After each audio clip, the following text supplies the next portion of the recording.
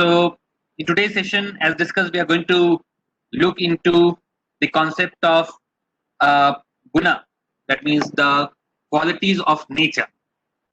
Earlier, also, we have encountered this discussion on the qualities, that means the triguna that are present in the nature, sattvic, rajasic, and tamasic. That's what I have depicted over here in this slide.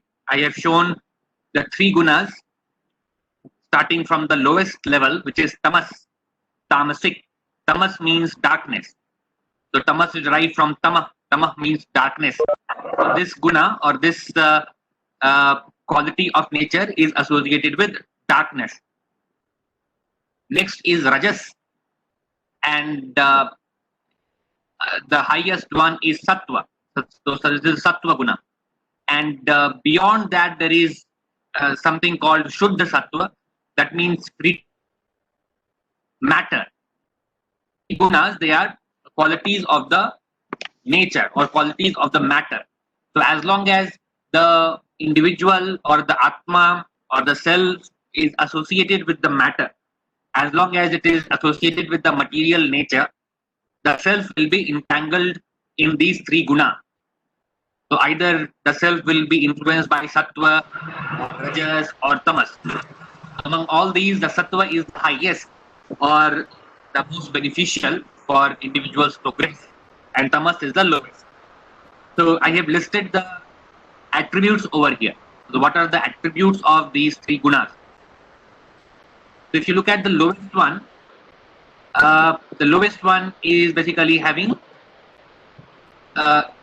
characteristics of dullness, lethargy, inaction, ignorance, etc. So a person who is very tamasic, it means he is a very lazy person, very dull person. Basically, it doesn't have a lot of activity. Basically, stay lying idle without doing any job, without doing any work, without doing his daily activities, daily household activities properly. So those kind of people are tamasic. They are very lazy, dull. They become dependent on others despite having all the faculties in the right position, despite having proper health, despite having capability. They will become very dull and dependent on others. They will also always try to basically depend upon others despite being fully capable. So they are just full of laziness and lethargy. And they are also having ignorance. Ignorance means ignorance of the right knowledge or lack of knowledge. So they don't have the knowledge of what is right, what is wrong, what is dharma, what is adharma. So they are a completely, basically they have a completely opposite conclusion. So whatever is right, they will consider wrong. Whatever is wrong, they will consider right.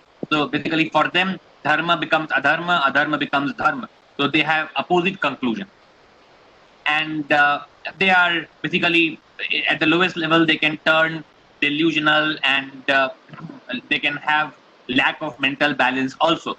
So like we see people who are at the lowest level in the society, those who are drunkard, those who are drug addicts, those who are having a lot of different kinds of addictions, and basically rather than utilizing their hard-earned money in proper way, they are wasting it in unnecessary things, basically causing damage to them and their society.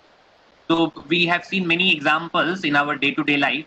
You may find a lot of these rickshawalas and lot of the basically the labor class, lot of blue-collar workers. They generally get accustomed to these lower tendencies. They put a lot of hard work. They exhaust themselves. They definitely work hard in factories, or they work in their own profession, and whatever money they get, they try to basically indulge in wrong things. They try to indulge in intoxication, and they try to become dull and intoxicated and lost in their own world. So there may be cases where an individual is at least doing some work to survive, at least doing some work to maintain their family, but again because of the lack of good knowledge, lack of good awareness, lack of basically the lack of knowledge of dharma, they start wasting their money into wrong things like addiction, like alcohol, drug, etc. And their family suffers. They are not able to maintain the family. There is basically violence in the family. Children are not taken care of. So, despite earning at least some money, they are wasting it without having proper judgment. So, these are all tamasic qualities. That okay is from the body, whatever labor I'm able to do, I'm doing it, and after that, whatever result I get, I try to enjoy it in a negative way. Means I try to do things, try to incorporate practices which are damaging to the health, damaging to the wealth, damaging to the family also. These are all characteristics of tamas. And also, such people are procrastinating. So this procrastination is also quality of tamas. So whatever work is there to be done, they will not do it timely. They will always procrastinate the work, and uh, they will basically keep delaying their activities, keep delaying their work just out of sheer laziness. So many times it may happen that for us also, for example, if there is some target or there is some task, some responsibility, but in our mind there is some tendency that okay, unless there is huge pressure, unless somebody scolds us, unless somebody thrashes us, we will not do the work. We will keep it till the last moment, and only once we get the thrashing, we will somehow rush to complete it. That is also characteristics of tamas. So all these like lethargy, delaying the work, being inefficient, being dull, exposing ourselves to all kinds of ridicule, uh, all kinds of, I would say, admonishing.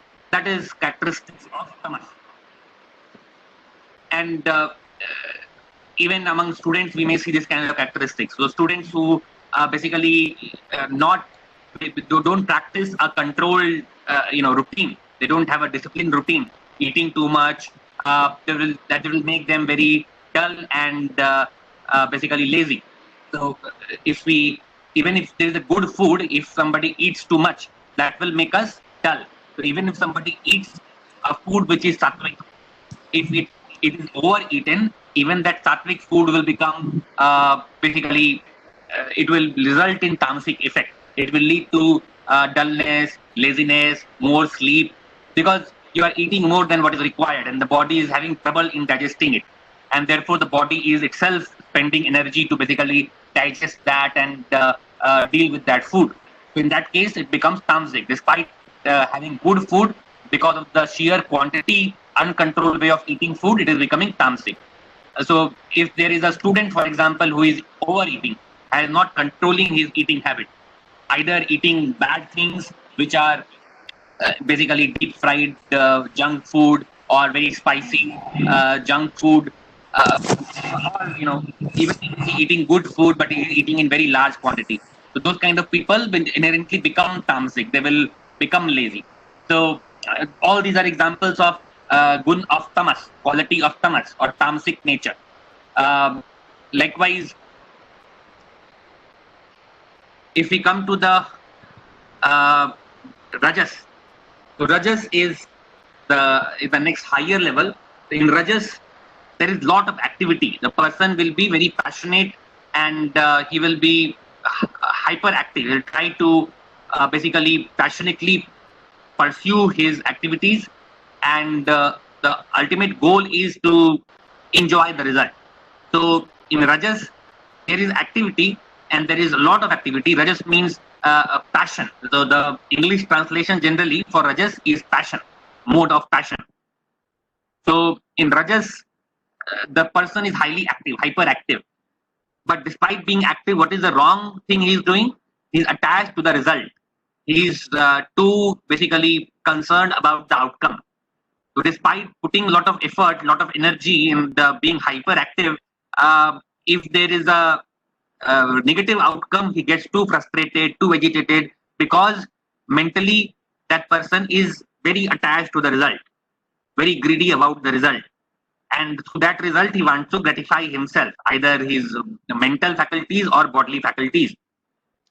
And for example, if I crack this exam, I will be appreciated by everyone. If I don't crack it, then people will ridicule me. I will feel insulted. So he's contemplating upon unnecessary things, outcomes, and worrying about outcomes, associating it with his own ego, associating it with his own pride, not looking at the positive effort, but just worrying about, fretting about the result. And of course, putting effort. Rajas means also that there is a lot of effort being put, but he is too attached, and as a result, if there is negative outcome, this kind of people can end up basically getting too frustrated, too agitated, and too disturbed. So they don't have peace of mind. So they are not having equanimity. They are always agitated, which is not a good state to be in. So if we are so agitated all the time, our physical and mental health will also not be optimal. We'll always be having some restlessness. So we all know about these problems of blood pressure, right? High blood pressure. So this is the characteristics of Rajas. So if somebody is too tensed all the time, too excited, too agitated, not maintaining peace internally, not maintaining mental equanimity, then that person will easily get agitated because of different circumstances. Somebody says something bad, he will get agitated. If his plan does not succeed, he will get frustrated and angry.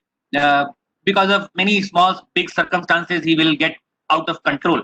So this kind of scenario may lead to a lot of health problem also, not only at mental level, but ultimately it translates to the physical level also, like high blood pressure, etc. So this is not a good state to be in. Being active is good, but again, being hyperactive, too passionate about it, and having an imbalanced kind of approach is also not good. If we have imbalance, then we will be neglecting other aspects. We will not be taking care of our health. We will not be taking care of getting good food. We'll say, okay, whatever is available, even if it is junk food, let me take it. Let me just satisfy my hunger. It doesn't matter whether it is healthy or not.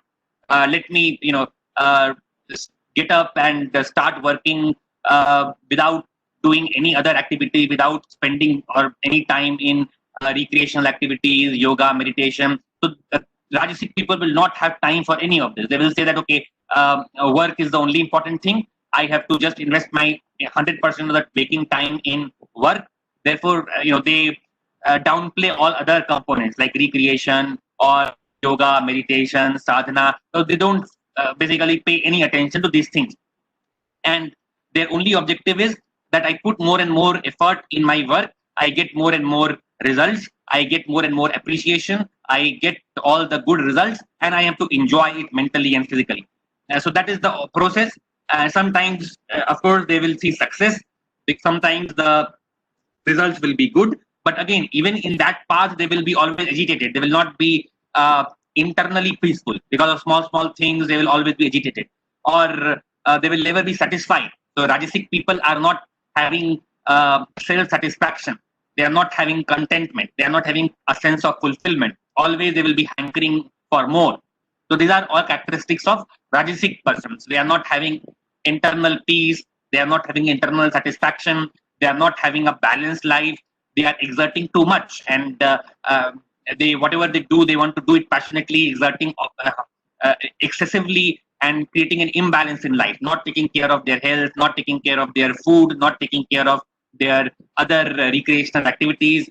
So this thing leads to an imbalanced life, lot of stress, a lot of anxiety, and also it keeps them agitated. So for health point of view, this is also not a good state to be in. From mental peace point of view, it is not a good state to be in. Physical as well as mental health suffers for Rajasic persons. Also, one of the characteristics defined for Rajasic people is that they are not very knowledgeable about what is right and what is wrong. For Tamasic people, it is the opposite. Whatever is wrong, they will take it as right. Whatever is right, they will take it as wrong. Rajasic people, the characteristics defined is that they don't understand what is right and wrong clearly. They are confused. So what is the right thing to do? What is the wrong thing to do? They are confused. So sometimes they may end up assuming wrong to be right. So intermediate level basically. So they don't have the clear knowledge of dharma, adharma, what is right, what is wrong in terms of all different things. Whether it is their ethics, whether it is their professional work, whether it is their daily activities. So they don't have that kind of clear understanding. Mind is not clear. It is not very basically. It is shrouded. It is basically cluttered with unnecessary or basically wrong information. So that is the characteristics of Rajasic people. Now, the next one is Sattvic, Sattva.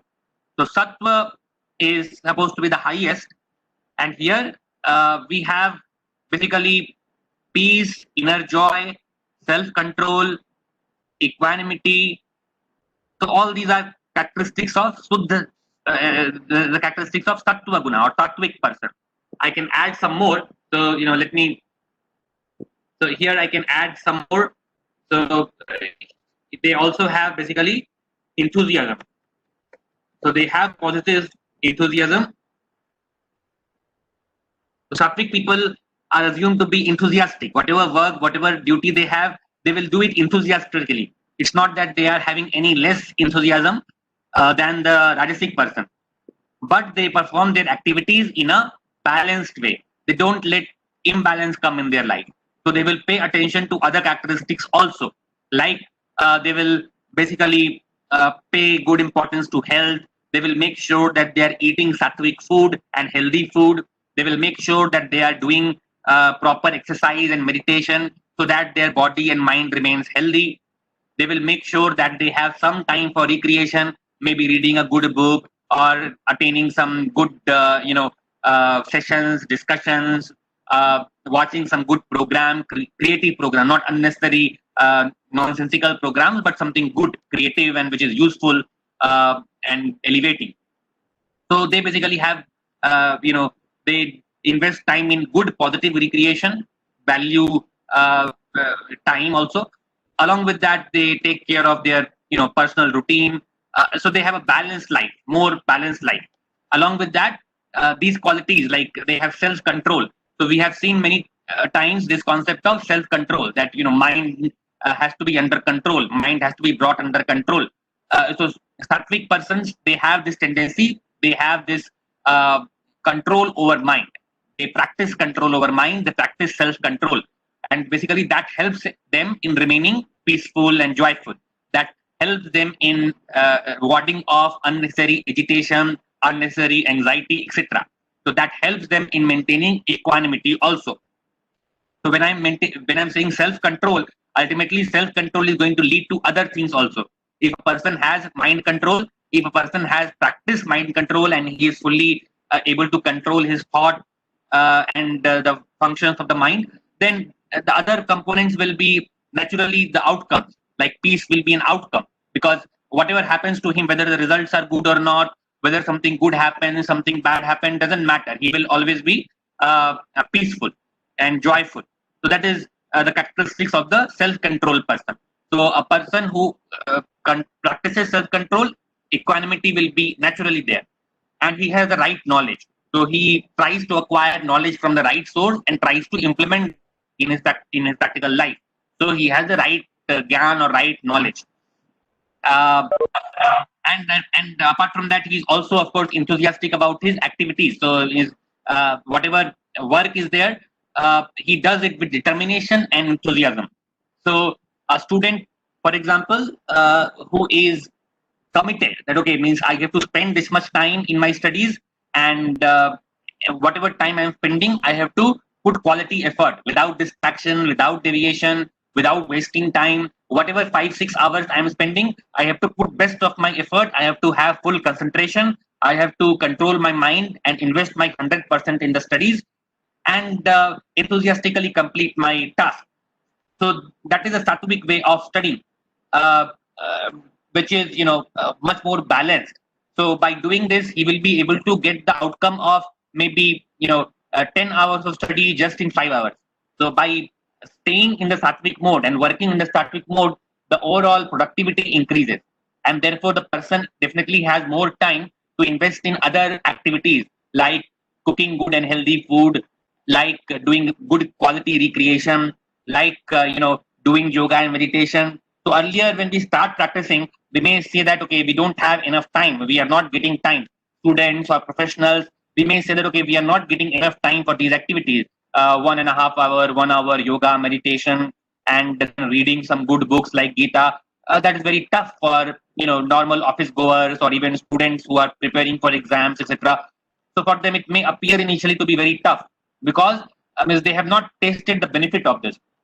So the person who has regularly done this and who has regularly basically got accustomed to the process, for them it will be reflecting in other areas also. So the benefits of the good practices like yoga, meditation, mind control, self-control, a regulated routine, all these things will be reflected in the professional work also. While he does his the time he does his professional work, he will be much more focused, much more productive, and he will be able to do work in a much more efficient way.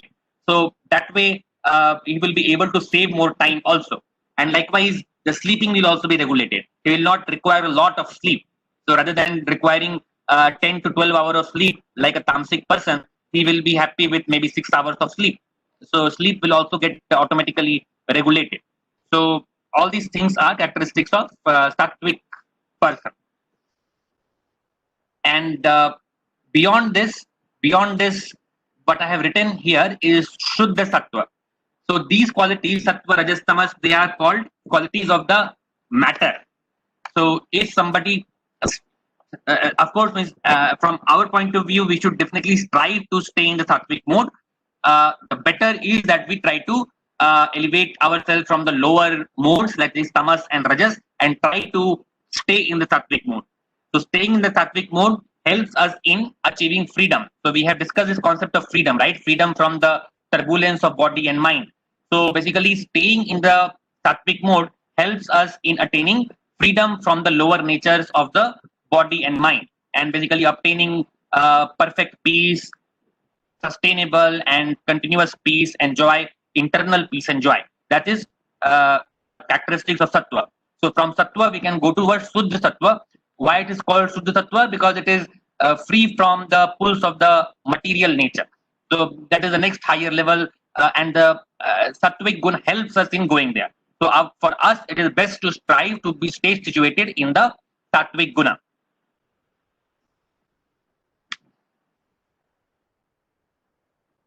So there are a lot of other topics related to the Guna, like what is the way in which a person should work if he has to be Sattvic, what kind of food he should eat, how basically what kind of practices he should have, what kind of how he should do yoga, meditation, puja, etc. also. So I will just talk briefly. So there are a lot of discussions given about this in the 14th chapter, 17th chapter, and 18th chapter. So whatever I'm telling right now is the summary of 14th, 17th, and 18th chapter. So there are a lot of components given in these chapters. So I'm just summarizing it without going through all the shlokas. Otherwise, it will become very long. So in terms of doing the work, what is the Sattvic way of doing work? So as evident from here, the Sattvic way of doing work is working without attachment, working without anxiety, working without fear and anxiety about the result. Just working with full enthusiasm, working energetically, working in a disciplined manner, in a balanced manner, without getting too attached to personal enjoyment. That is Sattvic way of work.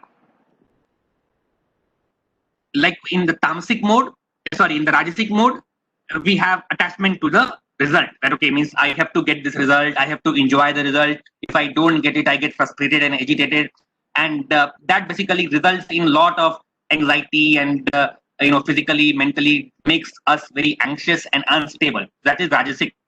And Tamasic way of work is that that person is always disinterested, means he is not having enough enthusiasm, he's always dull, lethargic, and so for him the result doesn't even matter. So he is just in delusion, means he just basically keeps procrastinating and he does not really perform. So that is the characteristics of a dull and lethargic person who is in tamas. Now there are many other things like what is the attitude of prayers, puja, yajna, etc. So when we do, for example, prayers, puja, yajna, meditation, etc. So many times we may have some desire that if I am going to temple, if I'm doing some puja, if I am doing some meditation, I should get some good result out of it. Means if I do this and this puja, I should get this result. That is called Rajasic mode. Means if we are doing any puja, any spiritual activity, any ritualistic activities also for the purpose of getting result, that is called Rajasic. Whereas if we are doing these activities for our own purification, just for the purpose of uplifting ourselves from the nature and purifying our consciousness, purifying our mind, then it is called Sattvic, because we are going towards higher objective. We are going towards self-control. We are going towards self-purification. We are going towards more peacefulness and equanimity. That is called Sattvic way of doing these activities, spiritual activities like puja, meditation, yoga, yajna, etc. And in Rajasic mode also there are some other characteristics. In Rajasic mode, if even a person does something good, they will try to show off. They will try to basically get praise. So even if somebody is doing some good activities like yoga, yajna, puja, etc., they will try to earn praise. They will try to do a lot of show off. So all these things are there in their mind. They are always trying to derive mental pleasure or physical bodily pleasure, or trying to acquire certain things, trying to acquire certain results. So these are all Rajasic. So this way of doing this higher activity is not considered to be good. Sattvic mode is considered to be much superior. Now, regarding food again, I have not been able to make the slides, but I can just mention very briefly the characteristics of Sattvic food, Rajasic food, and Tamasic food. So regarding food, I will try to basically update the slide and I will mail the slides. Right now, those things are not present here. Otherwise, I can maybe open the shloka from some online book and I can show you. Let me try to do that. I can just, because the food one is important. So the Sattvic food is described as a food which is good for health. In very simple terms, Sattvic food is best for health. Characteristics is, in Sanskrit, it is called Rastya, Snigdha, Sthirhridaya, Ahara, Satvika Priya. So basically, this is a food which is basically good for health, which is soothing, which is soft, which is mild. So soothing, juicy, mild food. This is basically good for health. And so this is not really, for example, when you talk about, say, fruits. So fruits are very juicy, succulent. They are basically having good effect on the body and the mind. And they are soft. That means they are succulent and soft. So they are good for overall health. Likewise, any other, cooked food also, like vegetables which are being cooked in a certain way, which is very soothing, not very agitating, not very irritating to the mind. It should be soothing and pleasing. It should be mild. It should not be too spicy, not too salty, not very dry. So a cooked food which is soothing, which is mild, which is basically, it can be pleasing to the taste also. But the main characteristics is it is fulfilling, soothing, and mild. It is really fulfilling for the body. It has the nutrition. It has soothing effect. It has pacifying effect. It is not really having a lot of hot spices like chili, etc., which can make us agitated. Likewise, it is not foul smelling.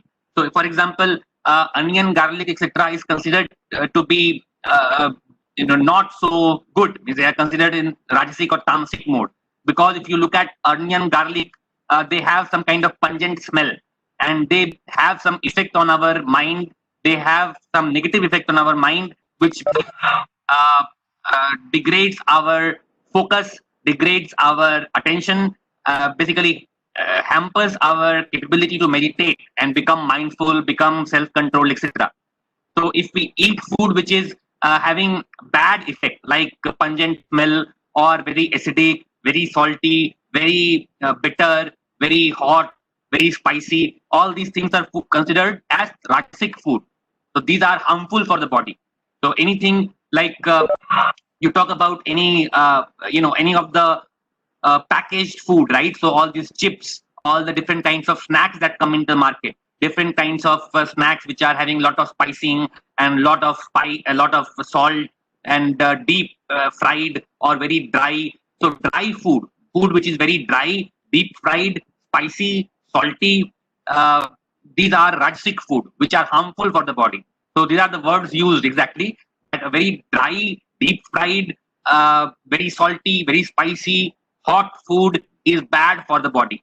So this kind of food, basically, in long term, they cause damage to the body. They hurt the body. They hurt the functionality of the organ. So these are considered as rajasic food. So just for the point of view of taste, we may buy it and we may eat it, but from the point of view of long-term health, it is very damaging. These are called rajasic food. Sattvic food, on the other hand, very mild, very gentle, very pleasing, very soothing, juicy, watery. So even, for example, you're cooking a vegetable. So if a vegetable is cooked in a way making it juicy, watery, soothing, that is going to be sattvic. Whereas if you put a lot of spices and you fry it and you burn all the nutrition and you make it very salty, very dry, then this same vegetable can become rajasic. So you may be getting the same vegetable, maybe okra, maybe pumpkin, but based on the method you cook it, it can turn into sattvic or it can turn into rajasic or tamasic. So this is very clearly defined, and definitely as the fresh food items, natural food items, like fruits, vegetables, whole grains, milk, all these things come under sattvic. So as natural as possible, less processed. Whereas all the processed food, where we are getting all kinds of packaged chips and pizza and burger and all kinds of processed items, refined flour, refined oil, all the things which are away from nature, which are basically distorted from the original product, they are all rajasic because they are devoid of nutrition. They are basically not in their natural form, and they are basically processed using all kinds of chemicals. So they become rajasic. So all our ingredients, whether it is oil, whether it is grain, whether it is atta, whether it is rice, if we take it closer to the natural form, like rather than eating refined flour, if we eat whole flour, that is more sattvic, that is more natural. Whatever is more natural is going to be better for health. Likewise, oil, rather than refined oil, if you are taking whole, basically virgin oil, like virgin mustard oil or virgin olive oil, virgin coconut oil, that is going to be very, very healthy for us. Whereas refined versions, using all the chemicals, etc., they are very harmful for us. So natural food like whole grains, fruits, nuts, vegetables, these are all considered sattvic. Legumes, sprouts, all these are sattvic food. Salads. So all these things, as natural as possible, as natural as possible, as alive as possible. So it is said that if we take food which is alive, means living cells, like fruits, vegetables, as raw as possible, so that is going to be more sattvic. Overcooked food, if you, for example, take food which is overcooked, like you are getting okra from the market and you are frying it and completely, so that is rajasic food. It is not having any nutrition. It is over fried. It is having excess of salt, excess of spices, and it is also having a lot of oil. So a lot of oil, spice, and a lot of salt, and devoid of water. Whatever is water is there, you are drying it up and completely burning it, turning it black. So that same okra becomes rajasic food. It is no longer good for your health. It can be, in fact, become damaging for your health. So the same vegetable, if you cook it in one way, it becomes very soothing, very pleasing, and it will have good effect on your mood. It will have good effect on your body and mind. Whereas the same food, same vegetable, if you cook in the wrong way, it will have drastic effect. It will create dullness. It will create agitation. It will create restlessness. So depending on the cooking habit, it can create a significant difference. If you put a lot of onion, garlic, it will create dullness. It will make it tamasic. So, for example, if you put a lot of onion, garlic, and make it really pungent, because this onion, garlic, especially if you see the effect, it is producing a lot of pungent smell, and it is producing lethargic effect. So onion, garlic are considered to be good at as some medicines, but regular consumption of onion, garlic in daily food is not considered good in our culture, not considered good in Ayurveda also. So anything which is creating that kind of bad effect is considered to be tamasic. So if the same vegetable, if you put a lot of onion, garlic, lot of you know uh, make it very pungent and dull, then it becomes tamasic. The way you cook, the way you prepare vegetables, it has effect on the body as well as mind. So if you cook something in a sattvic way, that has an enlivening effect. It will basically make us fresher and more energetic. We will feel like, yes, let us go and do the work. But if you make it very rajasic, it will make us very passionate and irritated. It will not let us basically have a cool mind. It will not let us have a very peaceful demeanor. It will make us irritated. Whereas if you make it in a tamasic way, it will make us feel dull, lethargic. It will make us feel sleepy.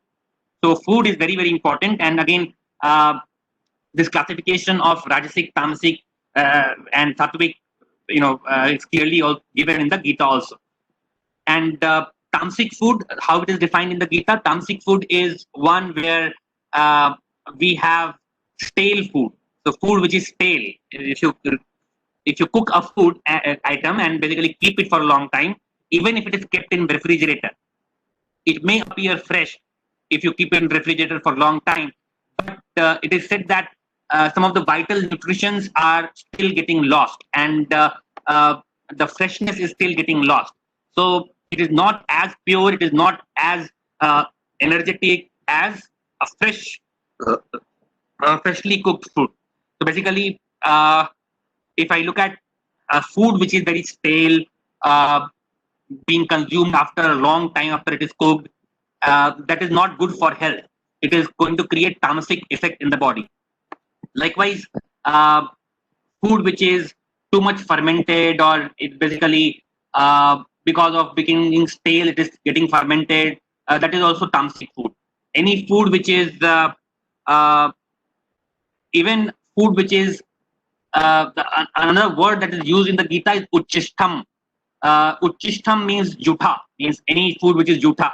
There is no Sanskrit word, there is no English word for jutha. I have not come across so far.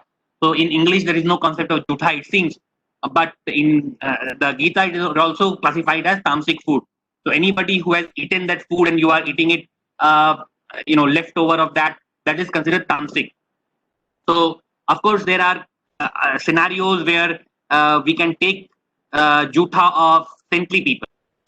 One who is very elevated, very saintly, eating jutha of that person is considered to be pious in our culture, in our Vedic culture, like taking jutha of guru, or taking jutha of a sannyasi, taking jutha of a brahmachari.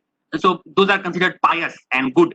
But in general, taking jutha, eating jutha food, uchishtam, it is considered to be tamasic.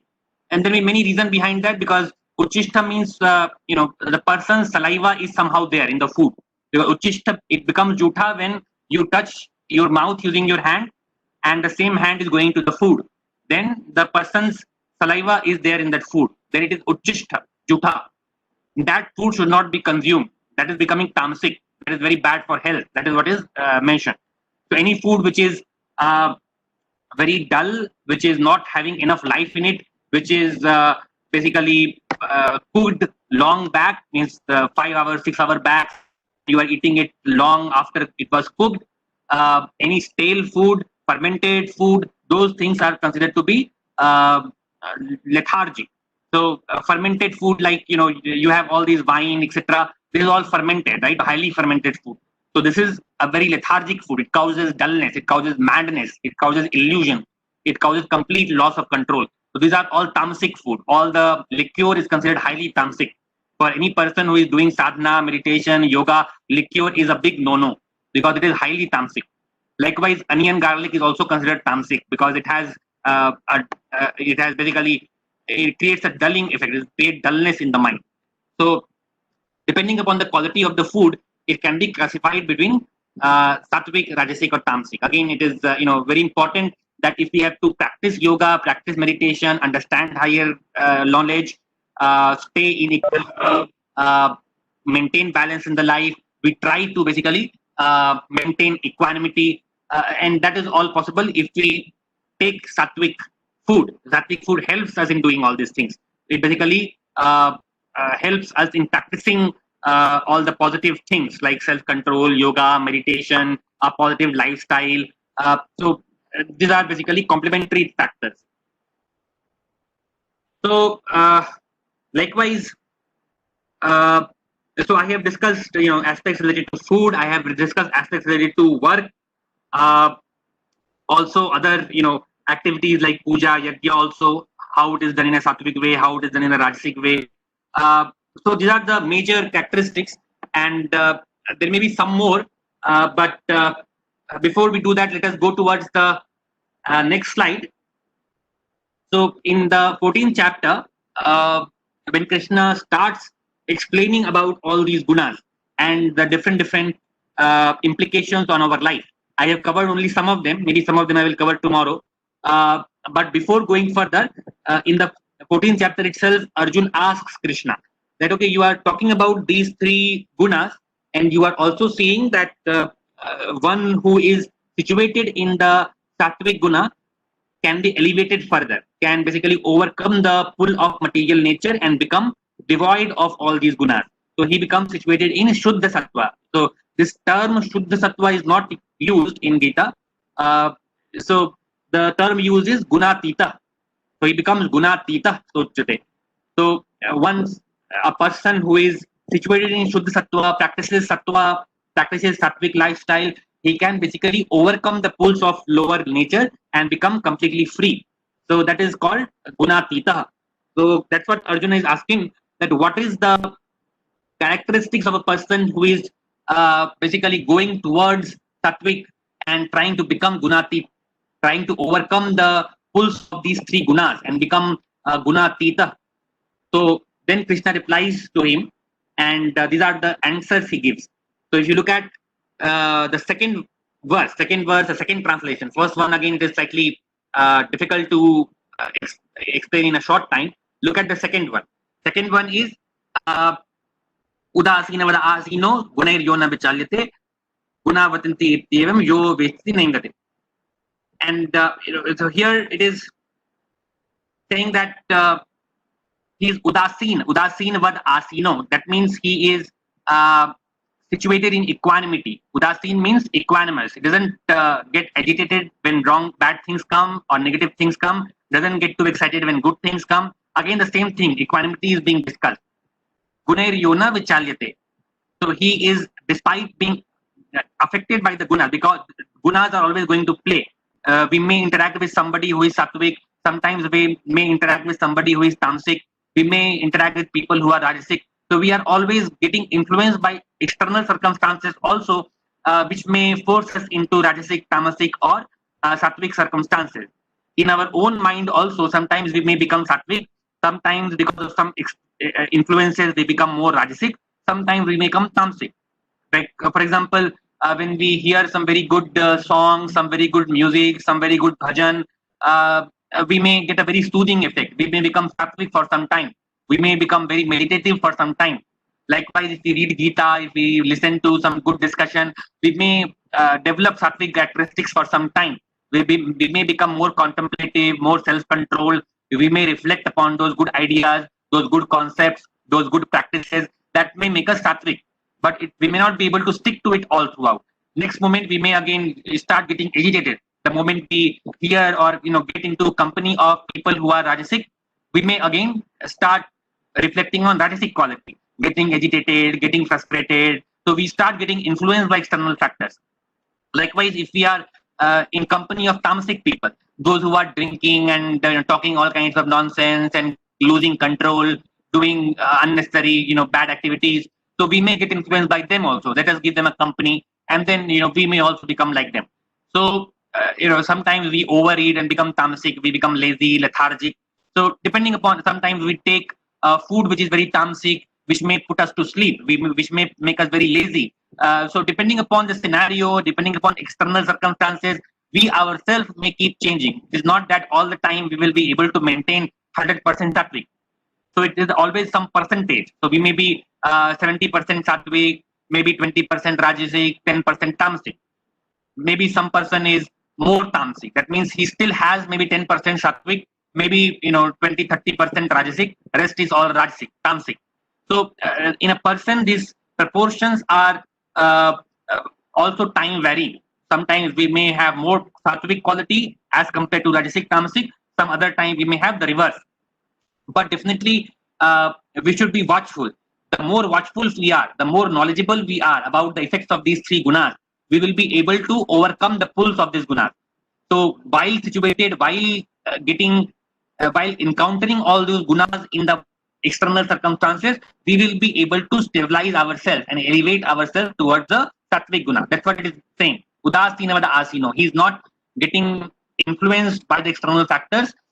Gunair yona vichalite. He's not agitated by the gunas. He is having full observance. He understands what is sattvic, what is rajasic, what is tamasic, and he understands what is the quality of these gunas. If he's seeing some person behaving very nicely or having a sattvic attitude, he respects that. But at the same time, if he's seeing people who are too agitated, too angry, very rude, very anxious, so he doesn't get anxious himself. Means he does not transfer that quality in himself. He stays in sattvic mode. He remains balanced. He may deal with that person in a proper way, but he keeps his balance. Therefore, he is staying in equanimity. He is maintaining his equanimity because he has the right knowledge. He is not getting influenced by a person who is rajasic. Neither he is getting influenced by a person who is tamasic. So that degree of control comes that, okay, we are not getting influenced by external factors, external gunas of other people, gunas of external objects and things. We are maintaining our position. We are striving to purify ourselves and keep ourselves in the sattvic guna. Then if you see, next verse is verse number 24 over here. Sama dukha sukha svastha samaloshtashma kanchanaha tulya priya priyo dhira tulya nindatmano stutihi. Again the same thing being repeated. Being equal in sukh and dukh means whatever sukh happens, success comes, failure comes, being equanimous. That happens only if we are situated in yoga. Once we are having good control over mind, emotions, thoughts, egos, body, then we are able to do this. And samalosh tashma kanchana. Again, this is a metaphor. Samalosh tashma kanchana means losh, ashma, and kanchana. That means stone and gold. Means stone as well as gold both are equal for him.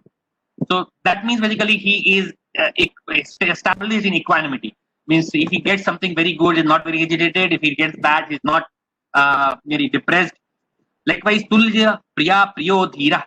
Tulya priya priyo means again whether he gets good or bad, he's equanimous. He's maintaining his balance. Just like playing a game, he is not getting too influenced. Dhira means patient. So he doesn't get too agitated and restless. So he can maintain equanimity, he can stay cool, and he can take the decisions even if bad things happen. Tulya nindat manostutihi. Again the same thing. Tulya ninda atmanastutihi. That means having received praise or having received any insult, any criticism, both ways he's equanimous. Sometimes we see that somebody criticizes us, somebody says some bad things about us at our face or at our back. We get too agitated. We feel angry. So immediately that anger comes. So definitely, we need to control that effect. So tulya nindatmana stuti. How will that happen? If we reflect that, okay, right now I'm getting angry because somebody said something or somebody insulted me, and I have a desire to get more praise. I have desire to get more admiration, and I have desire to get more respect, and I'm getting insult. Therefore, I'm getting angry. So if we first of all control the desire, okay, means desire of getting some good words or praise or reward or any kind of honor, that is again a mental issue. Means that is just a mental desire, and all these feelings, all these sensations that come when getting these positive things, they are just at the level of mind. So these are just mental thoughts. I can just control them. I am not basically those feelings. I am superior to that. I can always control. I should not hanker behind getting something good, getting something, getting praise, getting honor, etc. I should not become craving. I should not become like a beggar that I'm always hankering something good from others. So if that hankering is not there, then even if bad things come, we are okay. Means okay, this is just an external factor. Whether it is good or bad doesn't matter. I am situated in my balance. I am not losing the balance. That is called tulya nindat manasutihi. So mana apamanyo tulya mittari pakshayo. Manapamanyo tulya, again, insult and praise, he is equanimous. Mitrari pakshayo.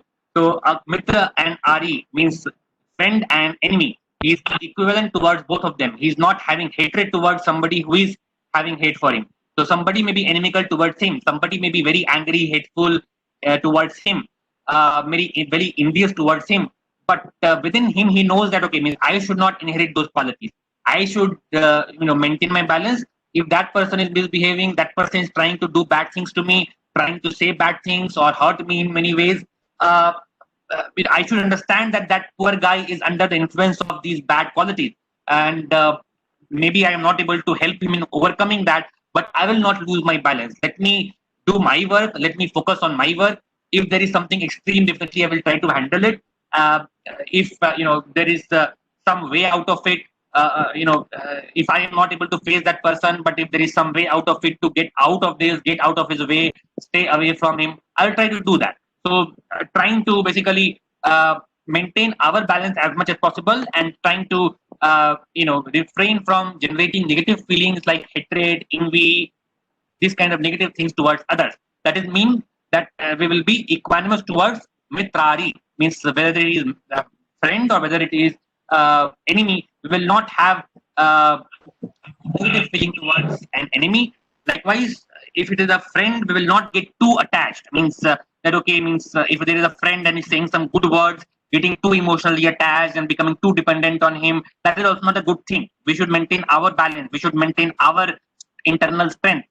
The same friend who is saying good things towards us today, maybe the next day he will turn negative. It is possible because people keep changing. So there may be circumstances. So we should be always mentally alert that we are not trying to take too much pleasure in somebody's good behavior also. If somebody is good towards us, definitely we should also be good. We should also help. We should also have good feelings. That's all good. But not going to that level of attachment where we are not able to tolerate changes, where we are not able to tolerate shocks. That okay, somebody goes away, means till recently my friend was living close to me. Now he is far away. He has left the country. He has gone somewhere else, and I am broken. Why that happens? Because there is a lot of attachment, very strong attachment. That mental attachment, that mental dependency is not good.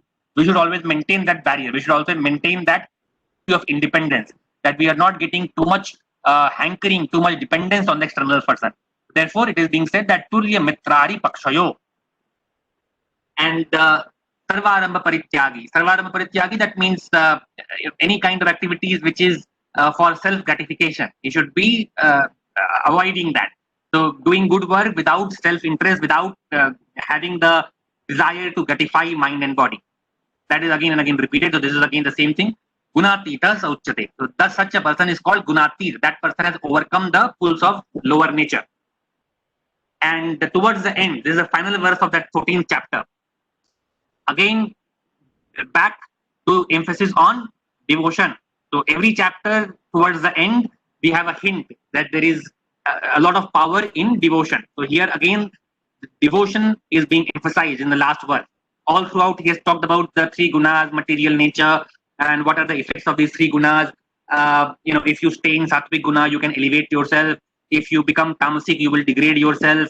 What are the characteristics of these three gunas? All those things have been discussed. And what is the characteristics of a person who is elevating himself and going beyond sattvic and becoming pure? That is also something we discussed. And then finally, the question that Arjun asked was, how do we overcome? Like you are saying that it is good to overcome the pull of these three gunas also, even going beyond the sattvic and becoming devoid of the gunas, becoming liberated from the prakriti. And there is the concept of moksha basically. How do I do that? So then he's answering that.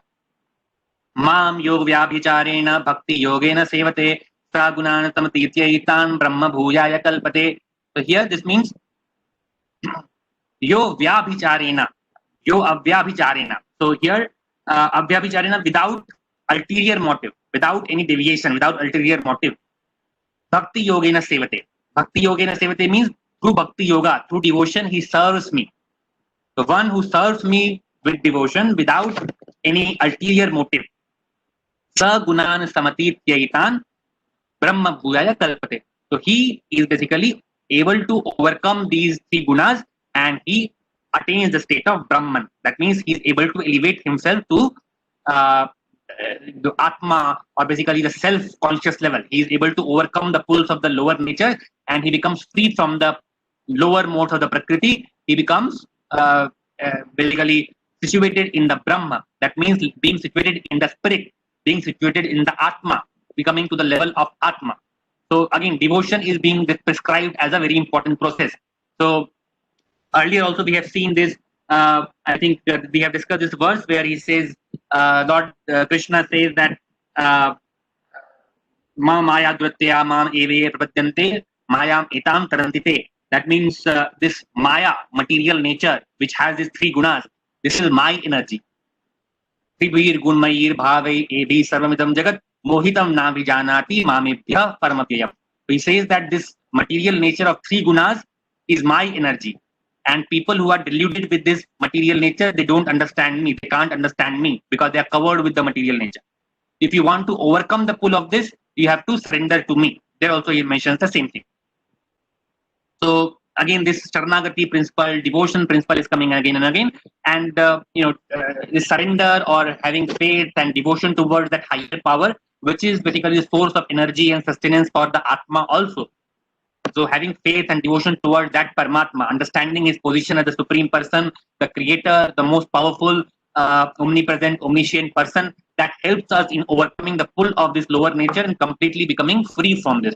That is what is being concluded here. So again, as I said, Gita is a Bhakti Pradhan Shastra. While discussing yoga, while discussing all the Upanishadic principles, again and again, there is a lot of emphasis given upon Bhakti. So through that, we can easily elevate ourselves. So that is again being concluded over here. So again, there are a lot of other verses that I could not capture today. So I will try to get some more interesting discussions on the three gunas in tomorrow's session. So let us end today's session, and I will be happy if we have any question.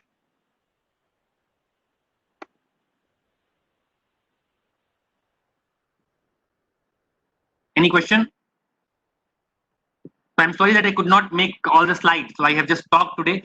There was a lot of discussion on food, for example. So I could not make the slides on food, on work ethics, on different other characteristics like yagya, etc. So I will try to make those slides, and I will try to recap tomorrow so that you have that material ready. So today I have just talked verbally about all these things, all these topics. But I hope I was able to explain.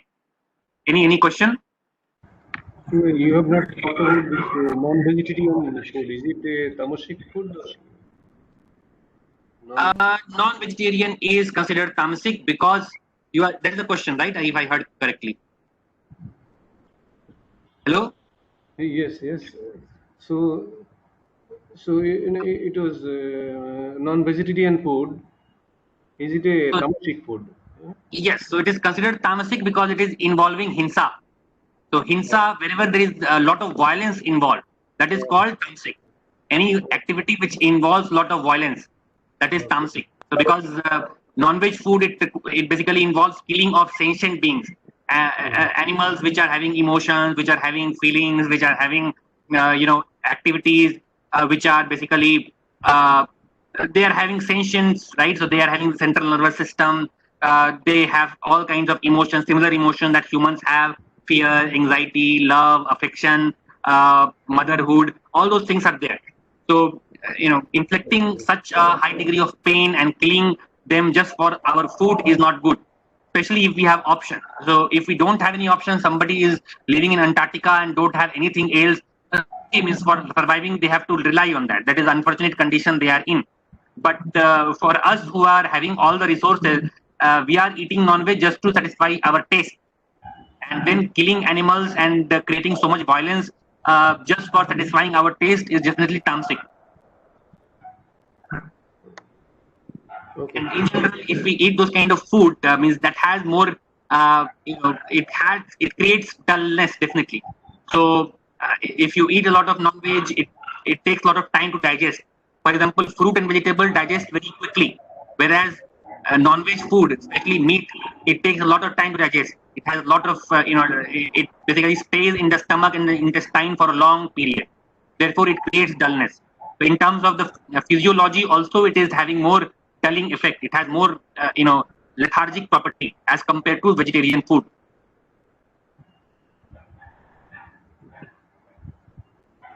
So physiologically, as well as I would say principal point of view, there is a lot of I would say there is a lot of violence involved, and there also we can link it to physiology. So when you are having a lot of violence in the animal killing, animals also secrete a lot of hormones, and all those hormones, when they are stressed, when they are feared, when they are going through so much torture, they are even having so much stress when they are being brought up. Means if they are put in cage, they are being left in unhygienic conditions, they are living in stress. All their life is stressful, and at the end they are brutally murdered.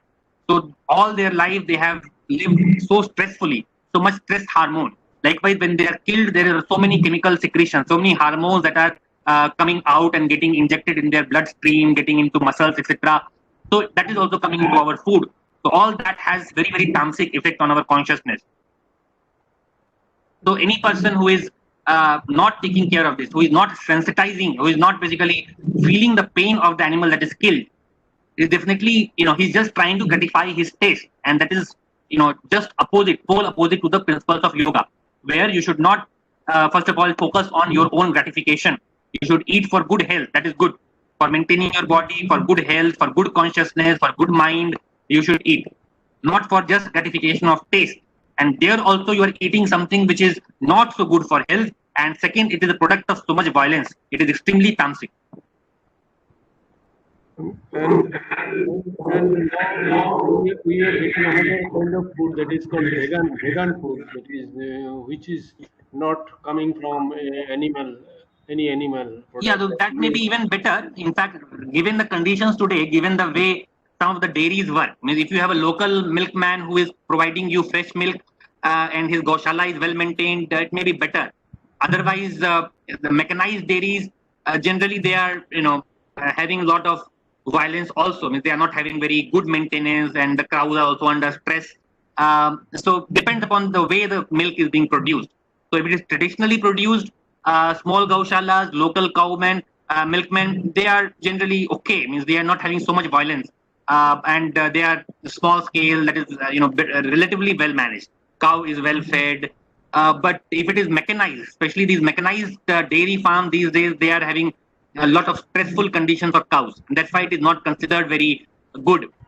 So vegan is again one step ahead. Definitely it is good, and it is not very necessary that you have to take milk. I mean, the principal point of view, vegan definitely have a positive point.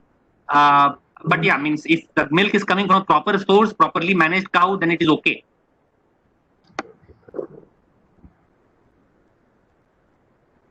Okay, thank you. Any other question?